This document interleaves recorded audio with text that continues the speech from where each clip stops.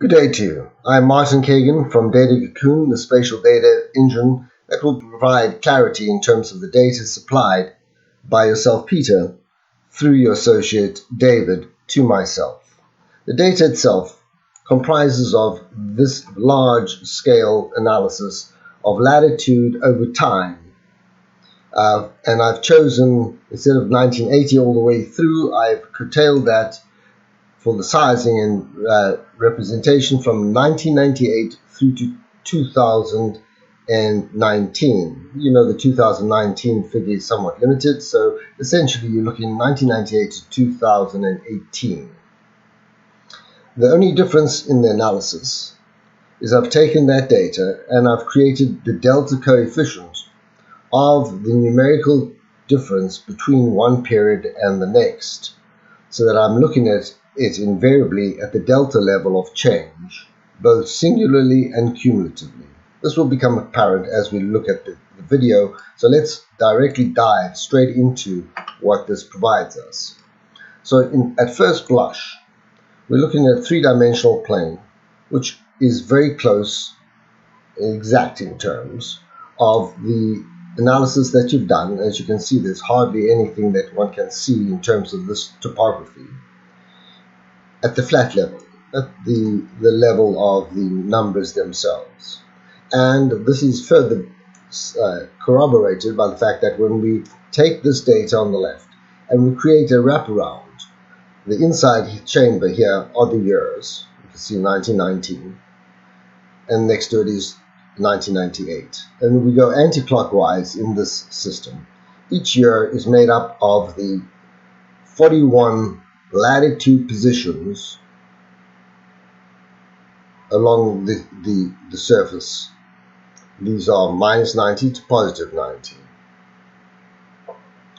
And then we have the time aspect, which I'll illustrate very quickly for you over here.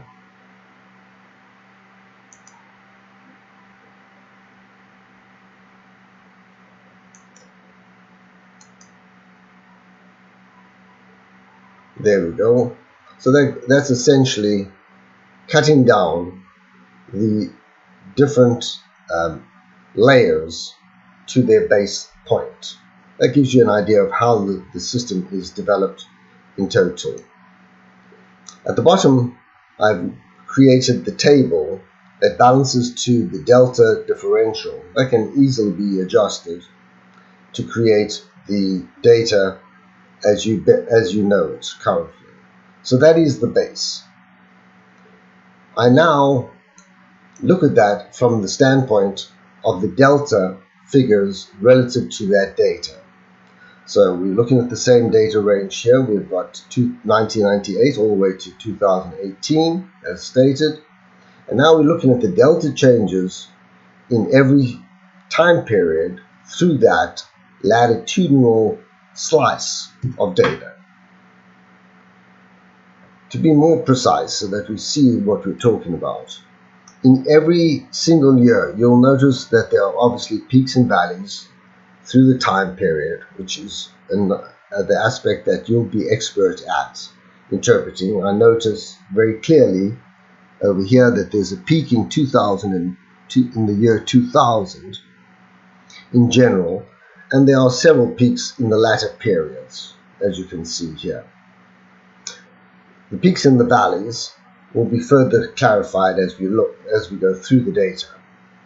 Of note is you'll see that in every single year there are two negative indentations, one consistently at the beginning frame marked 625 and 625 again.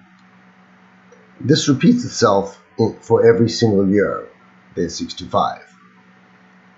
That is the center point of the anomaly in that specific portion of the data. More important is the data overall outside of the anomaly. The fact is that the anomaly supports the clarity and visibility of the data itself. In front of you now, you're looking at that same delta effect on a cumulative basis through that same time period, and clearly there has been a significant increase proportionately cumulative delta over that time period in every single year that we're talking about.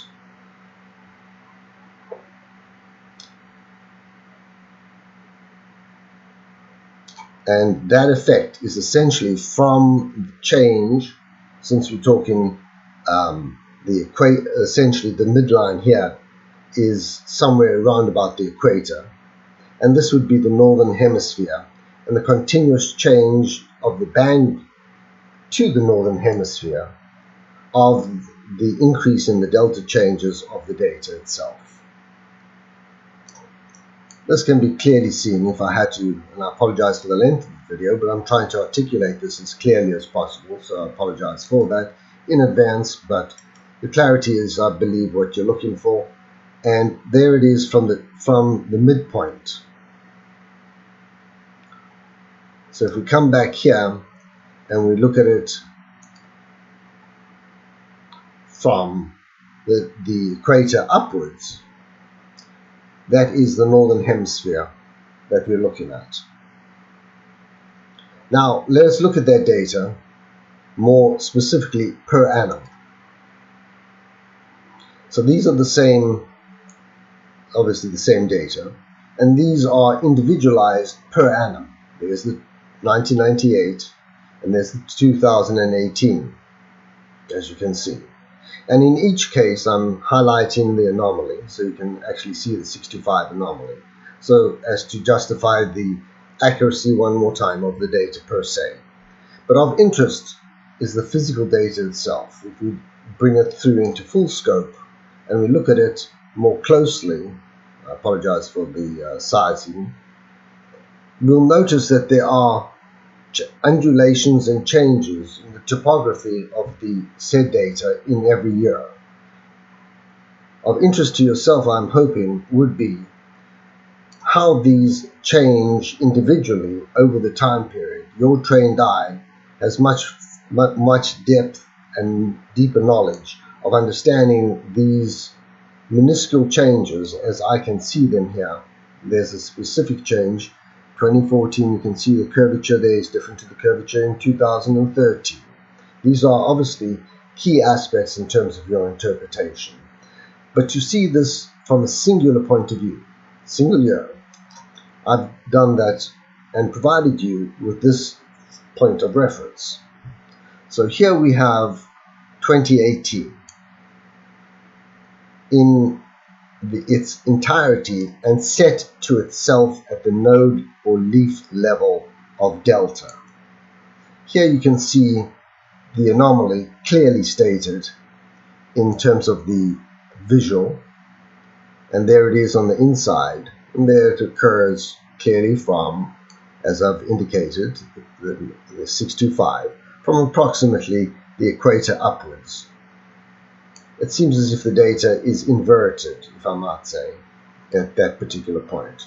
But of note are the changes, as you can see, at every point in time. This granularity, I believe, would provide you with information that you are better able to understand than I'm able to portray from my standpoint.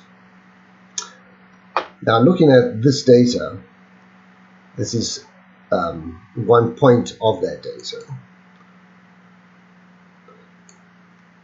We see that if on the plane view, the XY view, which is on your left-hand side now, this matches the view on the right-hand side, on the circular motion of the data itself. That, once again, if one views it from the standpoint of that anomaly, there's the anomaly 625, clearly stated, and obviously seems to be an inversion, if I may say.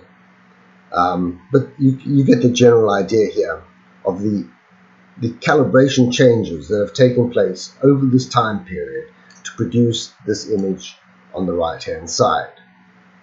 I'm hoping that this will provide you further information. I'm happy to assist in any way possible to provide clarity relative to your data at a level clearly not seen previously. This compares to the only singular visual that I found that represents the CO2 change in the years on the same type of latitude, longitude basis, where we've got hot spots or heating up.